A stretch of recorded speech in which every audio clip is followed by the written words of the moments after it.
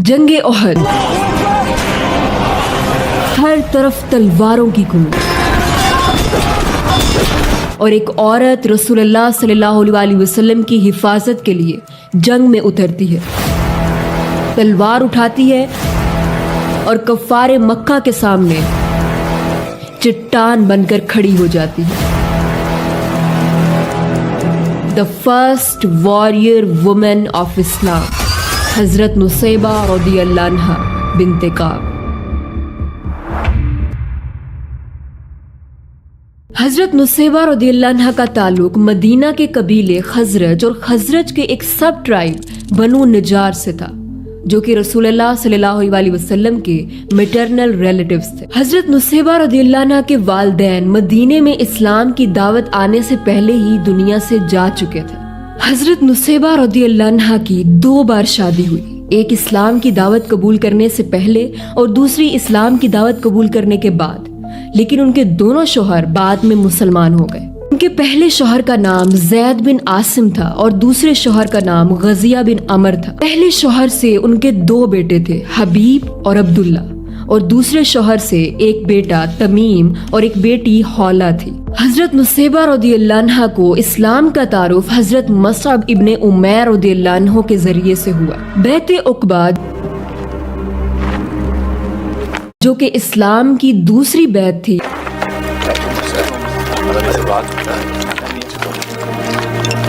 جس میں 70 مرد اور 2 عورتیں تھیں،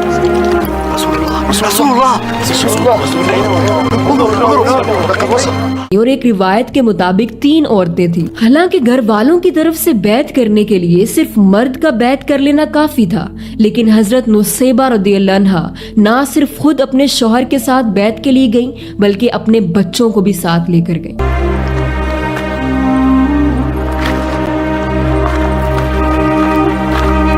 اور جب بیعت کے لیے حضرت نصیبہ رضی اللہ عنہا نے رسول اللہ صلی اللہ علیہ وسلم کی طرف ہاتھ آگے بڑھایا تو رسول اللہ صلی اللہ علیہ وسلم نے فرمایا کہ میں عورتوں سے ہاتھ نہیں ملاتا۔ سو یہ بیعت وربلی لی گئی اور حضرت نصیبہ رضی اللہ عنہا نے مدینہ واپس آ کر لوگوں کو اسلام کے بارے میں بتانا شروع کر دیا۔ 625 میں غزوہ بدر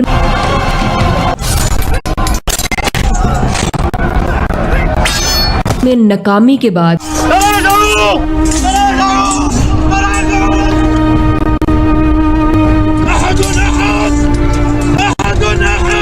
کفار مکہ 3000 کا لشکر لے کر مسلمانوں سے جنگ کرنے احد کے مقام پر آ جاتے ہیں۔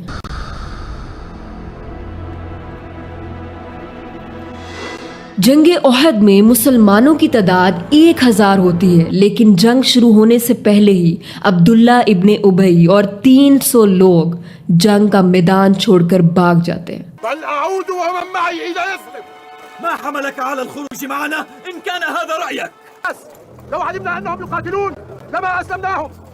اسی جنگ میں حضرت نصیبہ رضی اللہ عنہ باقی عورتوں حضرت فاطمہ رضی اللہ عنہ، حضرت عائشہ رضی اللہ عنہ، حضرت صفیہ بنت عبد المطلب رضی اللہ عنہ، حضرت ام سلیم رضی اللہ عنہ اور حضرت ام سلمہ رضی اللہ عنہ کے ساتھ زخمیوں کی مرہم پٹی کے لیے میڈیکل ایڈ کے لیے موجود تھی۔ اور حضرت نصیبہ رضی اللہ عنہ کے شوہر غزیہ بن عمر رضی اللہ عنہ اور 2 بیٹے حبیب بن زید رضی اللہ عنہ اور عبداللہ بن زید رضی اللہ عنہ بھی اسی جنگ میں شامل تھے۔ جنگ احد میں رسول اللہ صلی اللہ علیہ وسلم تقریباً 50 آدمیوں کو احد پہاڑ کے اوپر بھیج دیتے ہیں تاکہ کفار مکہ پہاڑ کے پیچھے سے حملہ نہ کر سکے، اور سختی سے ان کو حکم دیا کہ اگر تم دیکھو کہ مسلمان جنگ جیت گئے ہیں تو پھر بھی تم نے پہاڑ سے نیچے نہیں اترنا جب تک کہ میں تم سے نہ کہوں، اور اگر تم دیکھو کہ مسلمان جنگ ہار گئے ہیں اور پرندے ان کے جسموں کا گوشت نوچ رہے ہیں، پھر بھی تم نے اپنی جگہ سے نہیں ہلنا جب تک کہ میں تم سے نہ کہوں۔ يأمركم رسول الله أن تلزموا مكانكم فلا تبرحوه حتى لو رأيتمونا تخاطفنا الطير۔ آلدو اس جنگ میں مسلمانوں کی تعداد بہت کم تھی، لیکن جذبہ ایمانی ساتھ تھا۔ جیسے ہی جنگ شروع ہوتی ہے اور کفار مکہ مسلمانوں پر حملہ کرتے ہیں تو مسلمان بھرپور طریقے سے ان کو جواب دیتے ہیں۔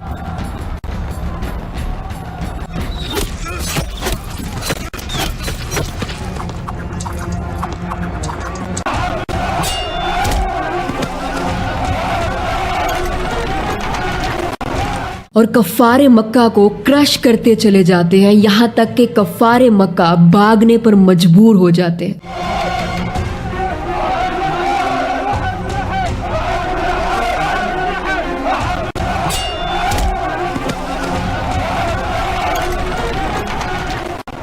کفار مکہ کو بھاگتا ہوا دیکھ کر پہاڑ پر موجود وہ 50 لوگ، وہ تیر انداز مال غنیمت جمع کرنے کے لیے پہاڑ سے نیچے اتر آتے ہیں۔ الغنیمت الغنیمت الغنیمت الغنیمت لا تبرحوا مكانكم لا تبرحوا مكانكم۔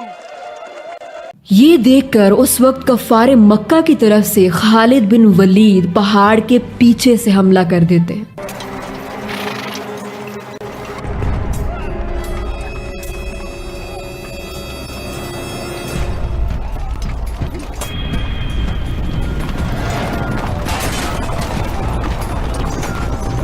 جیتی ہوئی جنگ کا نقشہ بدل جاتا ہے اور ایک ایک کر کے مسلمان شہید ہونے لگتے ہیں۔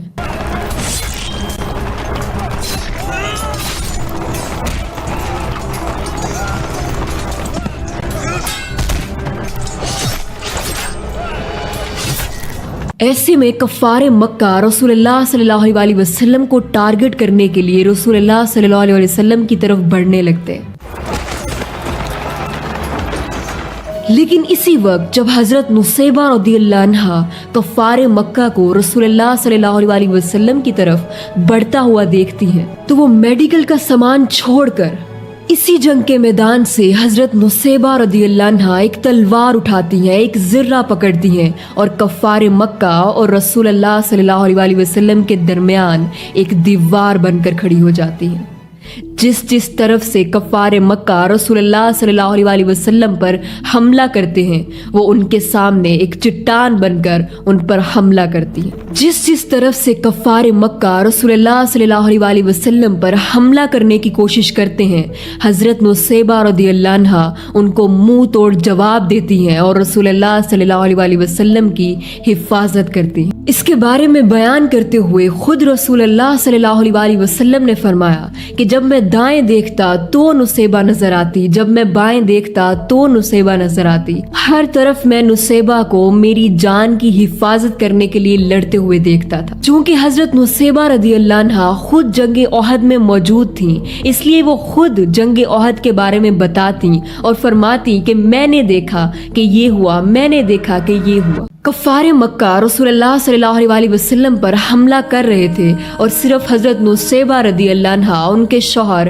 ان کے دونوں بیٹے اور چند اور لوگ آپ صلی اللہ علیہ وسلم کی حفاظت کے لیے وہاں موجود تھے۔ حضرت مصعب رضی اللہ عنہ جن کی شکل و صورت رسول اللہ صلی اللہ علیہ وسلم سے بہت زیادہ ملتی تھی، وہ کفار مکہ کا رسول اللہ صلی اللہ علیہ وسلم کی طرف سے دھیان بھٹکانے کے لیے ان کو اپنی طرف دور لے کر جاتے، لیکن عبداللہ ابن کمیہ حضرت مصعب رضی اللہ عنہ پر وار کر کے انہیں ختم کر دیتا ہے، جس کی وجہ سے کفار مکہ میں یہ شور مچ جاتا ہے کہ رسول اللہ صلی اللہ علیہ وسلم کو نعوذ باللہ قتل کر دیا گیا۔ رسول اللہ کہاں ہے؟ وہ شہید ہو گئے، میں نے کس طرح دیکھا ہے؟ نہیں وہ زندہ ہے، نہیں۔ جنگ احد میں حضرت نصیبہ رضی اللہ عنہ کو 13 زخم لگتے ہیں، ان میں سے ایک زخم شولڈر پر لگتا ہے جو اتنا گہرا ہوتا ہے کہ بعد میں 1 سال لگتا ہے اس زخم کو بھرنے کے لیے۔ لیکن تمام زخموں کے باوجود حضرت نصیبہ رضی اللہ عنہ جنگ ختم ہونے تک رسول اللہ صلی اللہ علیہ وسلم کو پروٹیکٹ کرنے کے لیے کھڑی رہتی ہیں۔ رسول اللہ صلی اللہ علیہ وسلم ان کی جنگی قابلیت کی تعریف کرتے ہوئے فرماتے کہ وہ فلاں سے بھی بہتر تھیں، وہ فلاں سے بھی بہتر تھیں، اور حضرت نصیبہ رضی اللہ عنہ کے پورے خاندان کی تعریف کرتے ہوئے فرماتے کہ کیا خاندان ہے، واٹ اے فیملی۔ حضرت نصیبہ رضی اللہ عنہ نے رسول اللہ صلی اللہ علیہ وسلم سے دعا کے لیے کہا اور کہا کہ آپ دعا کیجئے کہ ہم جنت میں بھی آپ کے ساتھی ہوں۔ اس پر رسول اللہ صلی اللہ علیہ وسلم نے دعا فرمائی کہ اے اللہ انہیں، نصیبہ اور ان کے گھر والوں کو جنت میں میرا رفیق بنا۔ آپ صلی اللہ علیہ وسلم کی یہ دعا سن کر حضرت نصیبہ رضی اللہ عنہ نے فرمایا